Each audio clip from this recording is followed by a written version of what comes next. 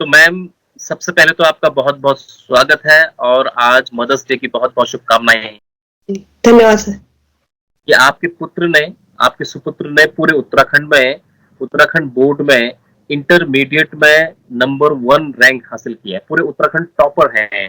तो एक माँ का क्या रोल रहा है, ये भी हम थोड़ा-सा जानना चाहेंगे। सबसे पहले हम आपसे ये जानना चाहते हैं कि जिस दिन आपको ये जानकारी मिली कि आपका बेटा उत्तराखंड टॉप आया है, तो कैसा आपको लगा इसके बारे में बताइए प्लीज़?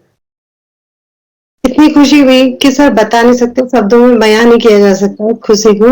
वो पल मेरे लिए मेरी लाइफ का सबसे सुखद पल था जब मुझे पता चला कि मेरे बेटे ने उत्तराखंड टॉप किया है। 2 सेकंड के लिए मैं बिल्कुल वो हो गई थी, शांत सी, लेकिन मुझे बहुत खुशी हुई, बहुत ज्यादा खुशी, वो शब्दों में बयां नहीं हो सकती है। आप थोड़ा-सा अपने फैमिली बैकग्राउंड के बारे में जानकारी दें कि आपकी फैमिली में कौन-कौन है इस वक़्त और कहाँ आप रहती हैं? आप जो इसके बारे में भी जानकारी दीजिए हमारे दर्शकों को। जी, मैं फैमिली में सर मेरे सास ससुर जी है नहीं, पहले हम लोग जॉइंट फैमिली हैं, लेकिन ससुर चले गए। फिर लाइफ में ऐसे ही एक मतलब क्रिटिकल लाइफ रही है सर मेरी, स्ट्रगल फुल रहा है अभी तक का समय, लेकिन आज बेटे ने बहुत बड़ी खुशी दी है। तो मेरे पापा जी, जिनको मैं ससुर, जो मेरे ससुर जी हैं और मेरे पिताजी से कम नहीं थे मेरे लिए, तो वो चले गए छोड़ के। फिर थोड़ा ऐसा ही टफ रहा समय। फिर हस्बैंड भी आज से 2017 में, जनवरी 2017 में वो भी हमें छोड़ के चले गए। तो यहाँ पर फैमिली में मेरी सास है, मेरे देवर हैं, देवरानी है, उनके बच्चे हैं, और बस इसी, ये हमारी फैमिली है। इसके साथ ही समय टिपिकल रहा।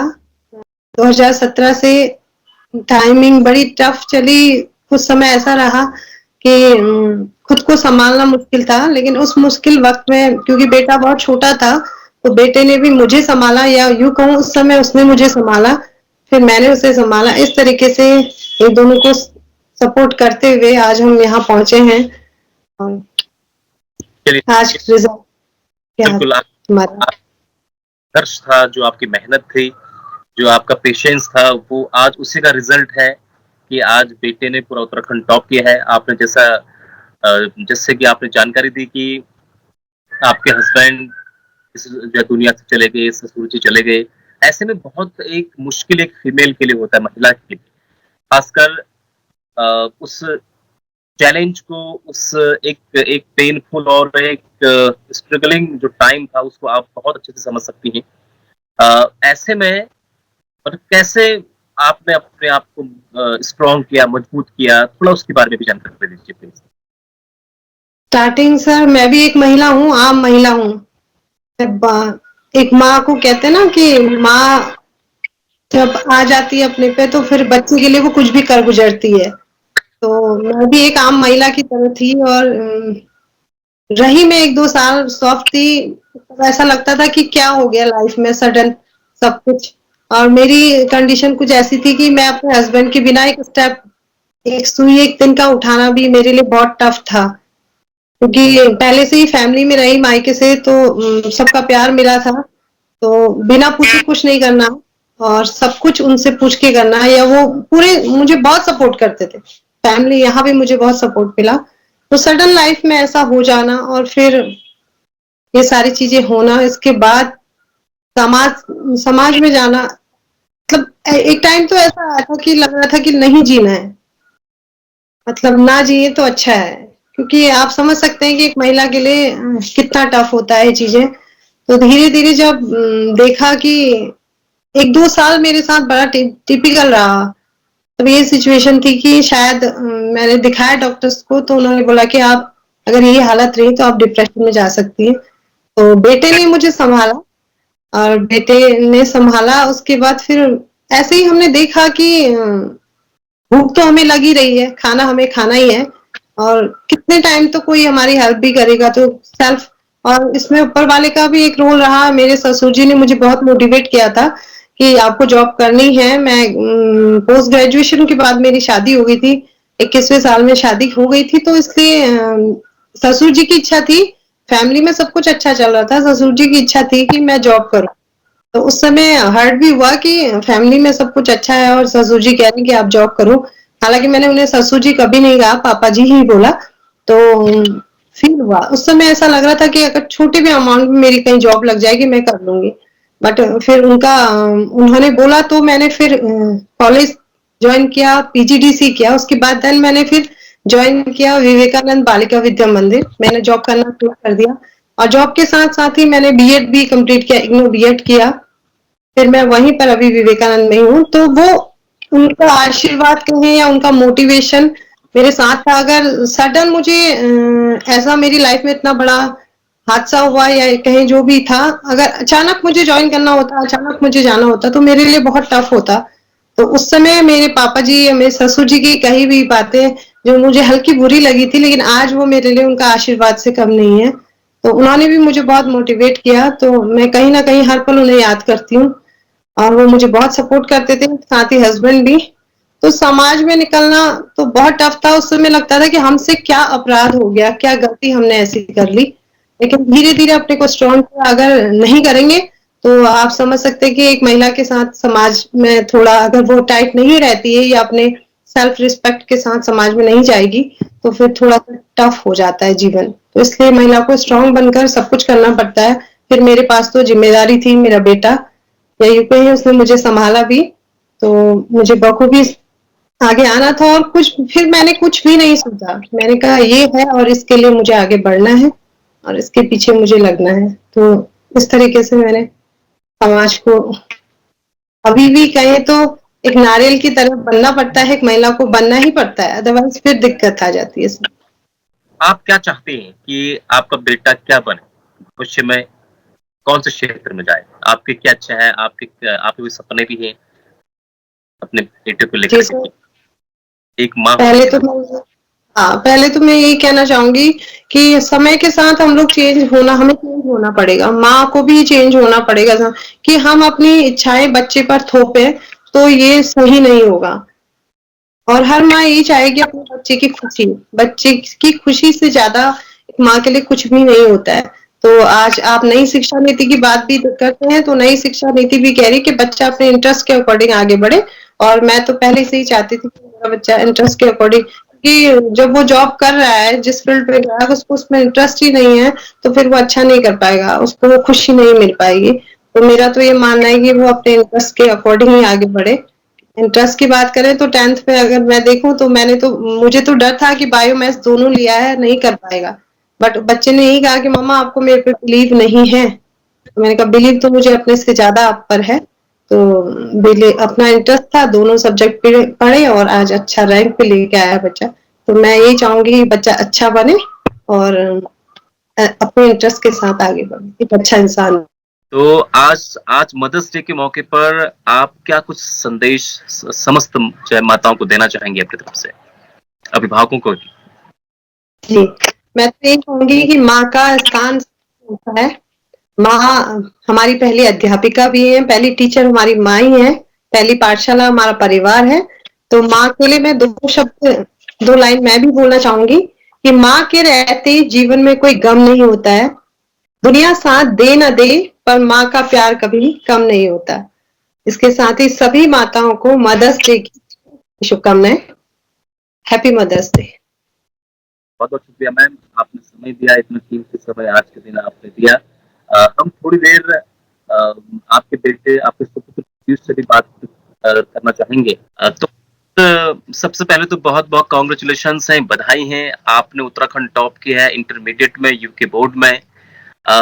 हम आपसे ये जानना चाहते हैं कि जब आपको इसकी जानकारी मिली कि आप पूरे उत्तराखंड में टॉप आए हैं, तो कैसा महसूस आप कर रहे थे? क्या आपको पहले से उम्मीद थी कि आप टॉप आएंगे या फिर मेरिट लिस्ट में आएंगे? सर महसूस तो बहुत अच्छा हुआ एक्चुअल में। और मेरी आदत जो थी वो रात को पढ़ने की थी, तो इसलिए उस दिन क्या था कि मैं सुबह 10 बजे तक तो उठा रहा कि रिजल्ट आएगा 11:30 पे देखूंगा मैं। लेकिन उसके बाद क्या हुआ, अचानक से 10 बजे ही मुझे नींद लग गई थोड़ी सी, क्योंकि सोया नहीं था। तो उसके बाद सीधे 12 बजे खुली नींद और फिर तब माताजी ने फोन करके मुझे बताया कि ऐसे ऐसे है। तो पहले तो मतलब अच्छा फील हुआ मुझे, मतलब ऐसा नहीं था कि पहले से ही फर्स्ट आ जाऊंगा। मतलब मेरिट का तो श्योर था कि मेरिट में तो आ ही जाऊंगा। फिर फर्स्ट का थोड़ा सा रोल लक का भी होता है, तो उसकी वजह से ये था कि फर्स्ट आ गया, तो फिर बहुत खुशी हुई, मतलब कि सारी मेहनत सफल हो गई। और बाकी बहुत अच्छा महसूस हुआ। ना जैसे इस वक्त हमें तमाम दर्शक देख रहे हैं, कई यूथ भी देख रहे हैं और अभिभावक भी इस कार्यक्रम को देख रहे हैं। हम आपसे ये जानना चाहते हैं कि आपने साल भर किस तरह से प्रिपरेशन की, किस तरह से तैयारी रही? आप उसके बारे में जानकारी दीजिए कुछ प्लीज। सर तैयारी तो एक्चुअल में रेलेवेंट चीजें जो होती है उन्हीं को पढ़ना होता है। किसी भी एग्जाम में अगर हमें टॉप करना है या फिर अच्छा स्कोर करना है ना, तो सबसे पहले तो सिलेबस चेक करना होता है। कई लोग क्या होता है 12th में पढ़ते हैं लेकिन वो एनसीईआरटी के हिसाब से चलते रहते हैं बस। उनकी ऑफिशियल वेबसाइट जो है, जिस भी बोर्ड में वो पढ़ रहे हैं उसका सिलेबस कभी वो चेक नहीं करते हैं। तो सबसे पहले गलती यही है कि लोग सिलेबस चेक नहीं करते हैं। तो सबसे पहले तो हमें सिलेबस चेक करना है कि हमारे सिलेबस में, उसके बाद जितने भी पिछले साल के पेपर्स हैं उनको एनालाइज करना है कि ये अच्छा ये क्वेश्चन पूछा गया है, इसके आसपास और क्या पूछ सकते हैं, यहाँ से क्वेश्चन पूछ रहे हैं, इस लेवल का पूछ रहे हैं, इस टाइप के क्वेश्चन पूछ रहे हैं, नहीं तो ये सारी चीजें हमें एनालाइज करनी है। उसके बाद सर पढ़ना तो है ही, और एनसीईआरटी को बढ़िया से पढ़ना, मतलब जो भी बुक्स हमारे बोर्ड्स में है या फिर कोई भी एग्जाम में है तो उनको अच्छे से पढ़ना होता है। उसके अलावा सर पढ़ाई का तो मेरा ऐसा रहता था कि जरूरी नहीं है सुबह ही पढ़ना या शाम को ही पढ़ना, मैं तो रात को ही पढ़ता था। बस उसकी वजह से ये था कि दिन में सोना पड़ जाता था, या फिर कभी कभार ऐसा होता था कि सुबह 3-4 बजे सो रहे हैं तो स्कूल में नींद आ जा रही है, या फिर थोड़ा स्कूल में नैप ले लिया, कोई फ्री पीरियड है तो, या फिर ऐसे कर लिया। उसके अलावा सर सिर्फ पढ़ाई के साथ ही नहीं होता है, और चीजें भी कुछ डेवलप करनी होती है साथ साथ। जैसे सर मेरा तो ये था कि स्कूल में मैं जब जाता था, कोई भी खाली पीरियड होता था या फिर कोई भी टीचर कुछ नहीं पढ़ा रहे तो मैं उनसे मार्कर मांग के खुद पढ़ाने लग जाता था। तो उससे मेरा थोड़ा मतलब स्पीकिंग स्किल्स डेवलप होती थी। उसके अलावा आगे से बोलना कैसे है, कॉन्फिडेंस डेवलप होता था। ये सारी चीजें भी सर मैं डेवलप करने की कोशिश करता था। तो यही मेरी मेजर चीजें थी जो मैं करता था। अच्छा, आपने कोई ट्यूशन वगैरह भी लिया क्या? नहीं सर, ट्यूशन वगैरह तो कोई नहीं लिया मैंने, मतलब खुद से ही पढ़ता था मैं। आप कुछ अपने स्कूल के बारे में भी जानकारी दें कि आपके स्कूल का नाम क्या है और कैसी स्टडी वहां पर थी और जो टीचर्स ने कैसे टीच किया, कुछ उसके संबंध में भी आप कुछ जानकारी दें। सर एक्चुअल में ऐसा पॉसिबल तो नहीं है कि कोई भी टीचर, मतलब कोई भी टीचर हो पहली बार में ही उसका पढ़ाया हुआ समझ में आ जाए। तो क्या करना पड़ता है, स्कूल जैसे कभी मैं जा रहा हूँ पढ़ाई करने के लिए, तो स्कूल से पहले मैंने उसी टॉपिक को जो स्कूल में होने वाला है उसको मैंने रीड कर लिया, या फिर कहीं से थोड़ा बहुत आइडिया ले लिया। तो स्कूल में क्या होता था, वो शार्पन हो जाता था वो टॉपिक। तो ये तरीका होता है एक तो पढ़ने का। दूसरी बात क्या थी सर, कि स्कूल में पढ़ाई तो अच्छी होती थी, मतलब मैक्सिमम सब्जेक्ट्स में। उसके अलावा सर स्कूल तो अच्छा ही था, मतलब सपोर्टिंग था। और स्कूल में प्रिंसिपल सर जो है हमारे, उन्होंने भी प्रॉमिस किया है कि वो जो फर्स्ट आएगा उसको 25,000 रुपए देंगे। तो शायद उम्मीद है मुझे मिलेंगे करके। बहुत सारे स्टूडेंट ऐसे होते हैं कि जिनके मार्क्स बहुत कम आ जाते हैं या कोई असफल हो जाते हैं, फेल हो जाते हैं एग्जाम्स में। तो ऐसे स्टूडेंट्स के लिए क्या कुछ आप अपनी तरफ से संदेश या कोई सुझाव, कोई टिप्स आप देना चाहते हैं? सर ऐसे जो मैक्सिमम स्टूडेंट्स होते हैं ना, उनका क्या होता है, बेसिक्स क्लियर नहीं होता है। तो सबसे पहले तो जैसे मैथ्स पढ़ रहे हो तो बेसिक बेसिक जो कैलकुलेशन लग रही है, अब वही करना नहीं आएगा तो क्वेश्चन कैसे सॉल्व होगा। तो बेसिक बेसिक कैलकुलेशन जो होती है उसको पहले ध्यान देना चाहिए। उसके बाद जो टॉपिक्स है उनको अच्छे से क्लियरली पढ़ना चाहिए। और जो आपका एग्जाम में जो क्वेश्चन आ सकते हैं, मतलब जैसे एनसीईआरटी पूरी सॉल्व कर दी, उसके बाद से कोई क्वेश्चन आएगा ही नहीं, या आएगा भी तो उससे ही मिला आएगा थोड़ा। तो ऐसा पहले तो बेसिक्स क्लियर करना है।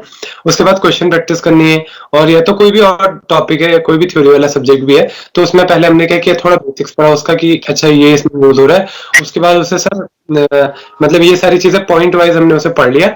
और उसके बाद एग्जाम में प्रेशर हैंडल करना भी बहुत जरूरी होता है। जैसे मेरा इंग्लिश का पेपर था, तो इंग्लिश में क्या हुआ कि इंग्लिश के पेपर से पहले ही एक बच्चा मुझे मिला, उसने कि उन सबके सारे सिर्फ मार्क्स इंग्लिश में कम थे, बाकी सब में अच्छा है। तो इंग्लिश के एग्जाम से पहले मुझे डर लग गई थी ऐसे करके। तो एग्जाम से पहले किसी से बात भी नहीं करनी चाहिए। एग्जाम के टाइम पे आओ, एग्जाम ले जाओ वाला। और उसके अलावा सर एग्जाम के बाद मैं पेपर को भी फाड़ दिया करता था, क्योंकि अगर मैं पेपर को घर लेके जाऊं तो उसको देखने का मन करता है, फिर डिस्कशन करने का मन करता है। और गलती से अगर कोई भी क्वेश्चन गलत निकल गया तो अगले पेपर की तैयारी नहीं हो पाती। तो एक स्ट्रेटेजी मेरी ये भी रहती है। अच्छा, हमारे जितने भी दर्शक इस कार्यक्रम को देख रहे हैं उन्हें आप ये जानकारी दीजिए कि इंटरमीडिएट में आपके क्या-क्या सब्जेक्ट थे और कितने-कितने मार्क्स आपके सब्जेक्ट पाए? सर 5 सब्जेक्ट थे मेरे। पहला फिजिक्स, केमिस्ट्री, मैथ्स, बायोलॉजी और इंग्लिश। फिजिक्स केमिस्ट्री में तो 100 है, मैथ्स में 95 है, बायोलॉजी में 99 है और इंग्लिश में 94 है। अच्छा, तो पीयूष, जैसे हमने जो है कि आपकी माताजी से भी बात की कि आपका सपना क्या है? आप अपने जीवन में क्या कुछ बनना चाहते हैं? ये भी थोड़ा हम आपसे जान लेते हैं। सर मेरा जो लक्ष्य है, सपना है, मतलब ऐसा नहीं है कि एक ही चीज मुझे बननी है। करनी कई चीजें हैं, लेकिन अभी डिसाइड कर रहा हूँ कि मैं क्या कर सकता हूँ। नहीं तो मतलब ऐसा नहीं है कि एक ही चीज बन के रह जाना है, बाकी सब जगह हाथ डालना है, ये सारी चीजें करनी है। मतलब क्यूरियोसिटी होती है तो उसे पूरा करना है सर। आखिर में कोई एक मैसेज अगर आप देना चाहें जो तमाम युवाओं को आज के दिन। हाँ सर, मैसेज तो ये देना चाहता हूँ मैं, पढ़ाई करनी है तो इंटरेस्टिंग वे से करनी है, मतलब रटना नहीं है और तो कुछ नहीं। Thank you. बहुत बहुत शुक्रिया आप दोनों का, माता जी का भी और आपका भी बहुत बहुत शुक्रिया। हमारे चैनल की तरफ से आपको ढेर सारी शुभकामनाएं। खबरों में बने रहने के लिए न्यूज़ पीटीएस टीवी को सब्सक्राइब करें और बेल आइकन दबाएं और साथ ही फेसबुक पर न्यूज़ पीटीएस टीवी पेज को लाइक या फॉलो करें।